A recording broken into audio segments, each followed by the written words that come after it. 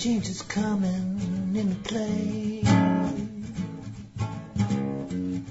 Doors are closing, oh, every day. A signpost, a little of a plane.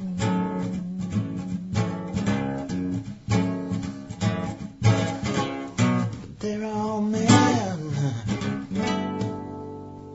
oh, they're going insane.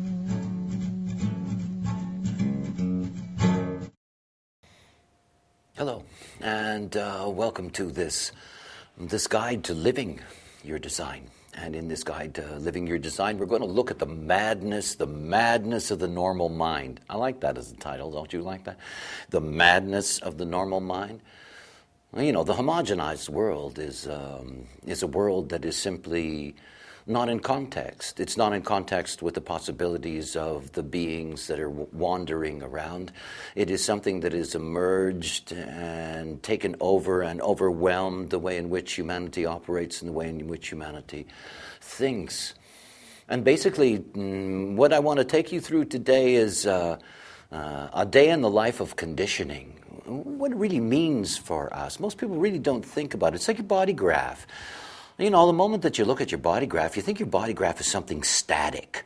You know, you look at that image there and, you know, it seems like it really is a very fixed thing. But in fact, it's not. I mean, after all, it is a graphic representation of the way in which we are imprinted and the way in which we are open. But in essence, obviously, there's much more that is going on. It isn't just simply that the graph is something that is isolated from all of life. It can't be. You know, when you look at a graph for analysis, the way you're looking at a graph for analysis is that you're taking it out of the context of life. In other words, you're isolating it away from time and space. But of course, we all know that we are here in this life, in these bodies, in movement, on this plane. And that one of the things to keep in mind, one of the things that is so profoundly a part of being distracted from what is correct for you is that we live in a program. And we live in a program that is constantly interconnecting with us. And its constant interconnection with us, these are seductions, they're little carrots that are held in front of you that pull you this way or that way or the other way. And it's going on every single day. And not only is the program pulling you this way and that way, it is conditioning you in terms of the theme of that day, conditioning you in terms of your perspective of that day. In other words, as you're alive in this life, your graph, in that sense, is something that is alive and interacting, not simply with, you know, what most people are interested in. How do I hook up to the next person? You know, what's our connection with the other? But you know, it's never the two of you alone. It's never the two of you alone. It's the two of you in the program together. You know, it's a trinity in that sense. And it's the program that is creating all of the conditioning field that's around. So let's begin our journey with a sacrificial lamb. And you can look here, we have this illustration for you. And it's an example that's taken out of a collection of mine of charts that I use in teaching. And you can see, if you look at this example, you can see that you're dealing with somebody that is very, very strong, single definition. Here is somebody that has a real sense of identity. There are all these areas in them that are defined, that are hooked up together, but look at the openness. Now, one of the things to keep in mind about somebody who is a single definition is that if you have single definition, in other words, if all those colored in centers in your design are connected to each other, that it means that the openness, that is the open centers, the counterpoint to that these are areas of very, very deep conditioning. So I've taken this example of using a single definition because the levels of conditioning or the way we are conditioned differs depending on the way in which your definition operates. In this case, the open centers are the most powerful conditioning force, the most powerful normalizing force, quote unquote, because that's really what it is. So let's take a look at the openness that's here, and we can see that we've got 5 centers that are open. And in those 5 centers that are open, let's begin with the most powerful ones in terms of impact. And we have 3 that are deeply, deeply powerful. We begin with the heart center. Here we have the situation in which you have somebody that has a completely open heart center. Now remember something about the not self. The way the not self operates, the way normalcy operates, is that what we are not determines how we think.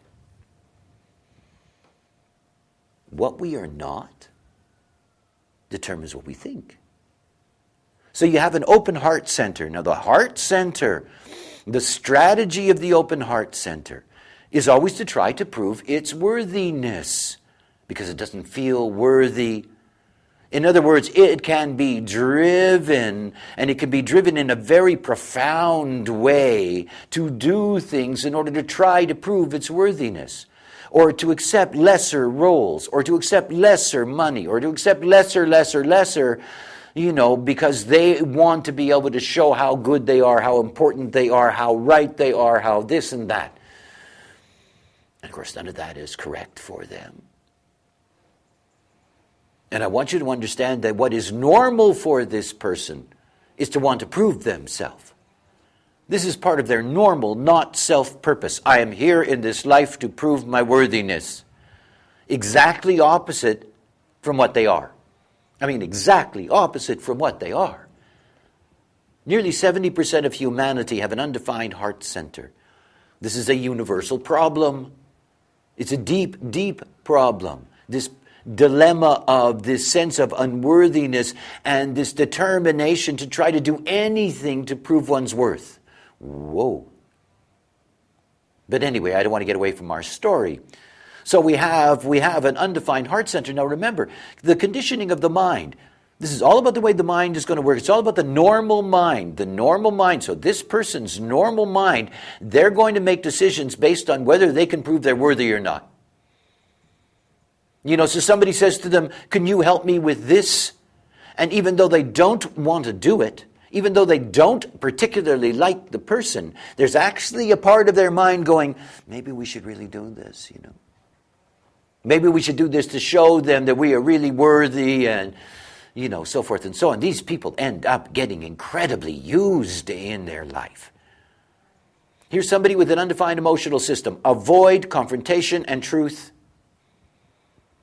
That's the program. Avoid confrontation and truth. So this is the way the mind works. This is the way the mind is going to process things. This is the normal mind of this person. Trying to get out of situations where they have to deal with very uncomfortable, lying to themselves. It's all going to be okay,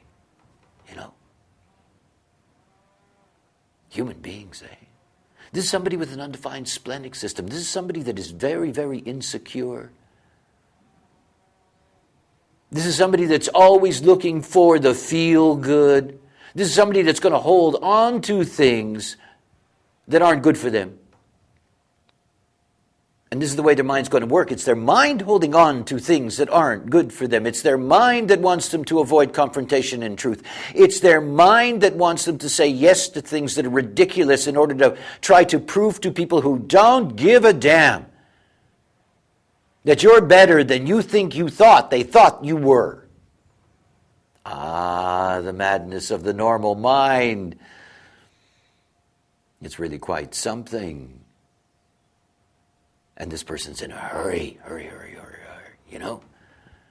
They're under enormous pressure with their undefined root and their open head center. They think about all these things that don't matter. So here is this not self person. Here is the way they're set up mentally to deal with things.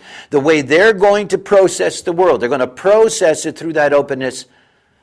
They're going to process it through the not self filters. And this is how they're going to feel normal. That it's normal for them to think about a lot of things that don't matter. That it's normal that they spend their lives trying to prove themselves. It's normal that they don't like confrontations. It's normal that life puts them under pressure. They take all of that and say it's normal. They're so messed up. And yet you don't see that either, really. Because it's all relative. They're all in the same homogenized program against each other as a measurement.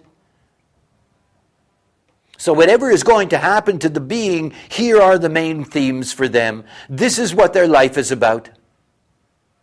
It isn't about what the possibilities are there for them in terms of who they are. It isn't about coming to grips with what it is to be a manifesting generator and to understand the profound power that is there in a manifesting generator when they become a generator. Instead of being forced to be a manifester by their not-self mind that tells them, look, we're unworthy, so we have to do this thing.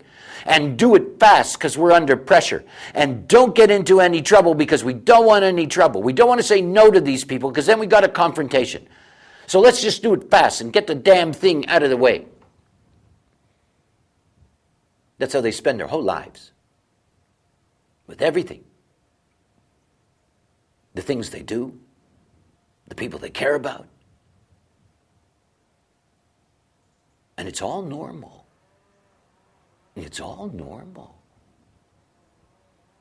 Why do you think that it's everywhere in the literature? It's what children grow up with. It's the propaganda that is always there.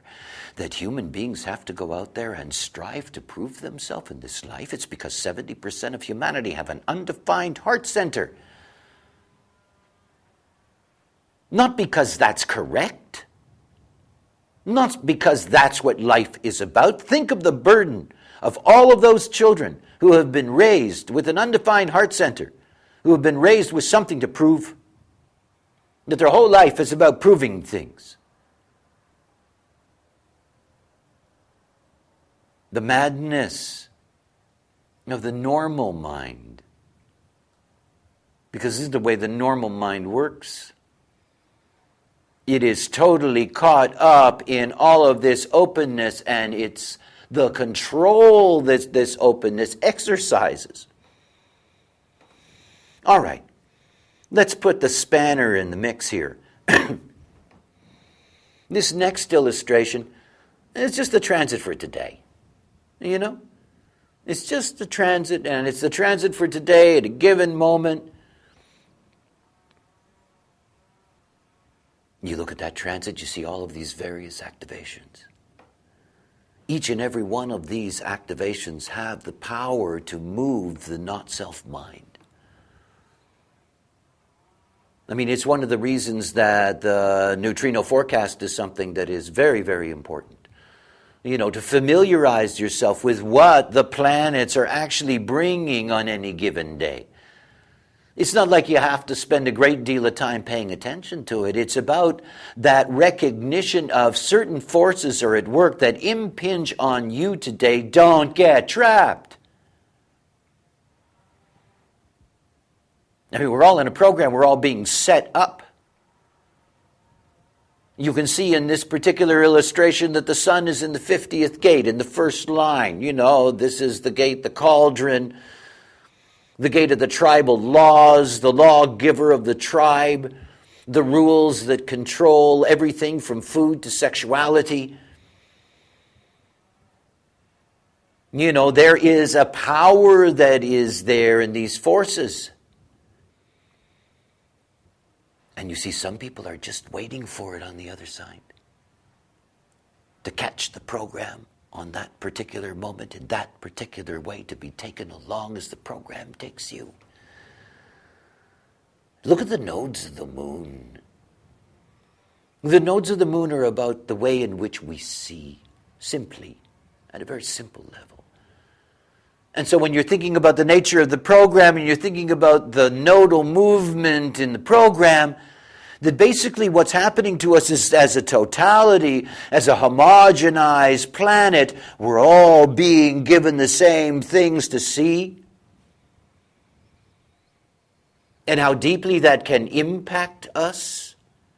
The nodes here in the 13th gate and in the 7th gate. Well, these are gates in the G center. These are roll gates. These are roll gates of the self, the 7 in terms of interaction, the 13 in terms of its openness. Both of them in this particular movement today are in the third lines. The 13.3, that brings out pessimism. It says the best can never be achieved. That's what it brings. So imagine what it's like if you're on the other side.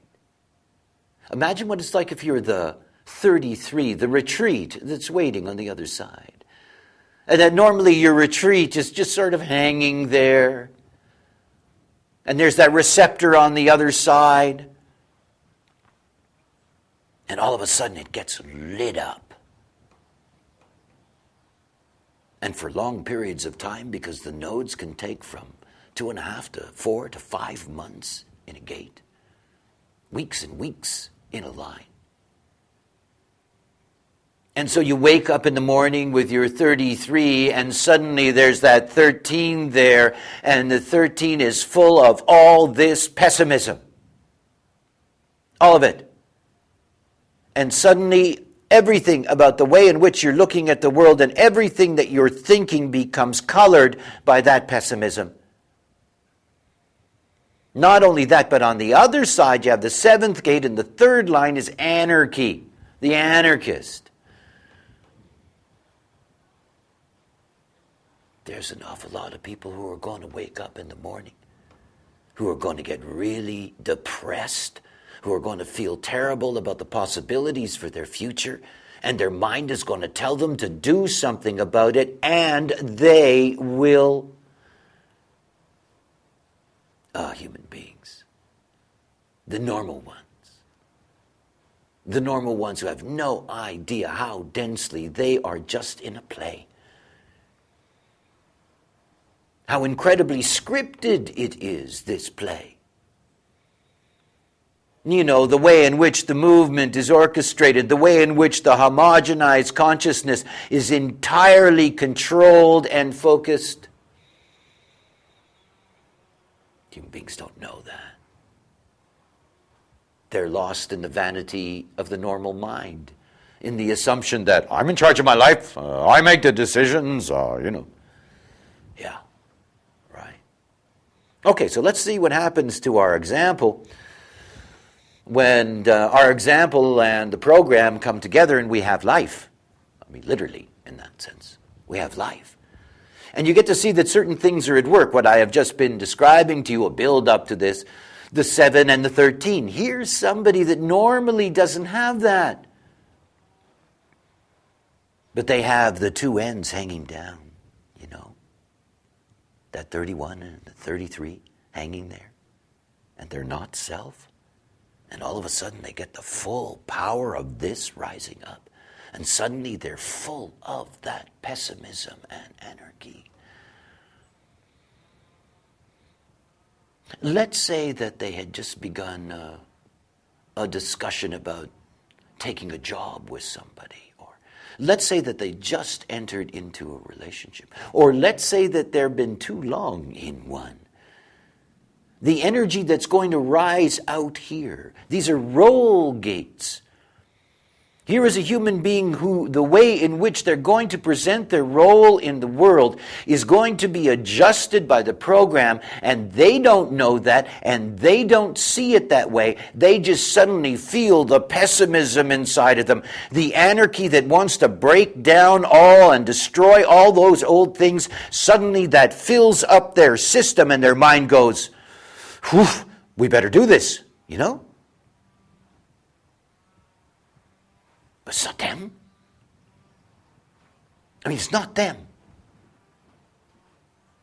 It is their normal, homogenized personality at work in the world. This is the way human beings make decisions. Think about it.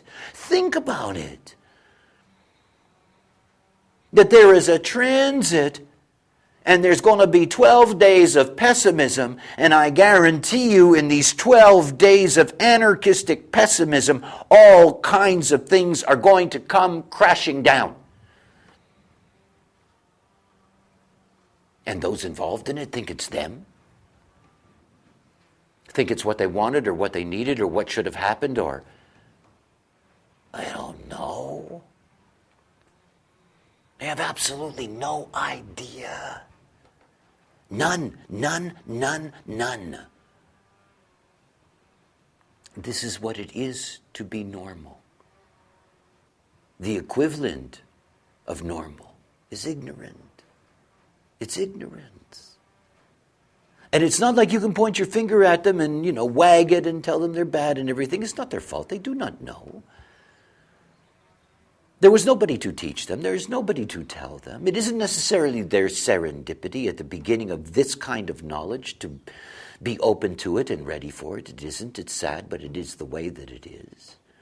But it is the world. In order for you to be aware, you have to see the way it works. In order to be able to step beyond it, in order to be able to find what is correct for you. Not what the homogenized world is going to dictate to you, not where it's going to push you, not that you just bow your head and go along to the slaughterhouse, because that's what it does.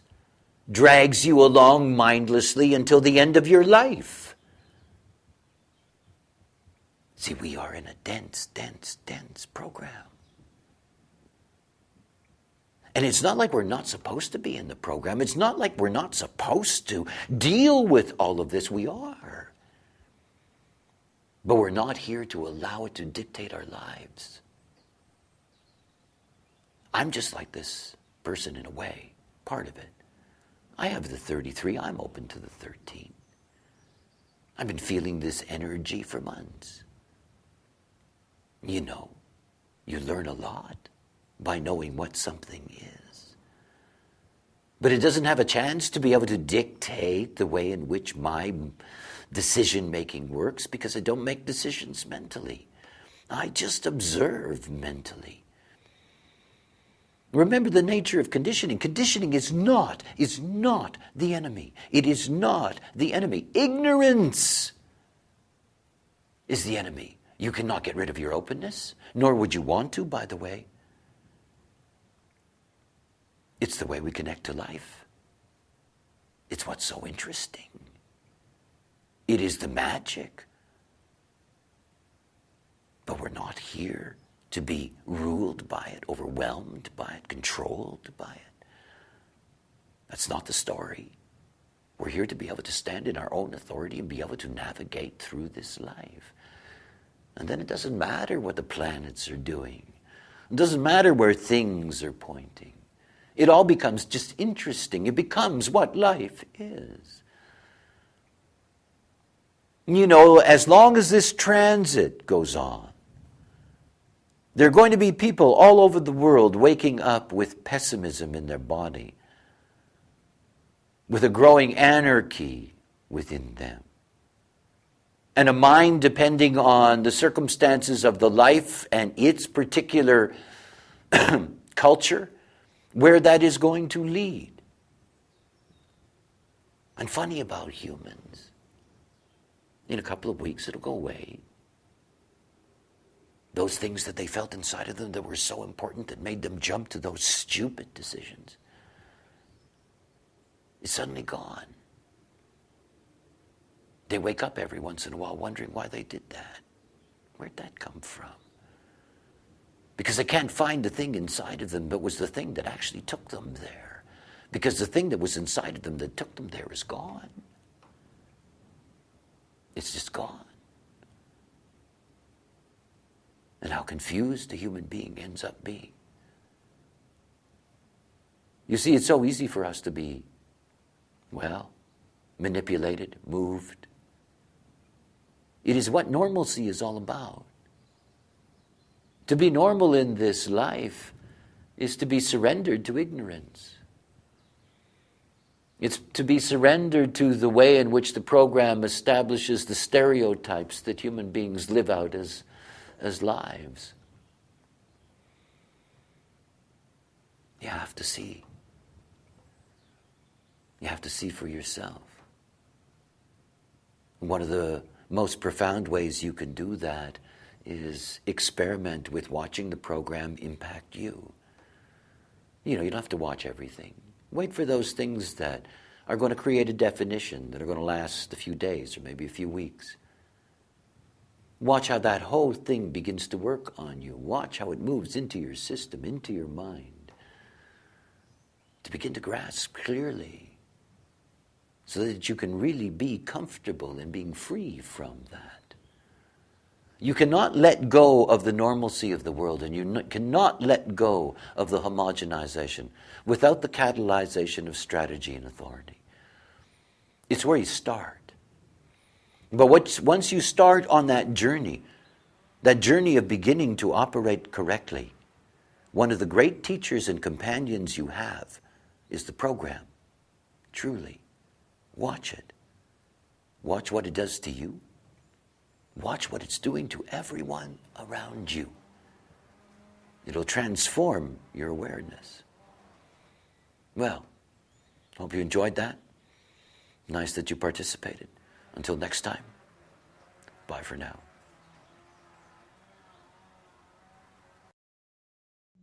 Oh yeah.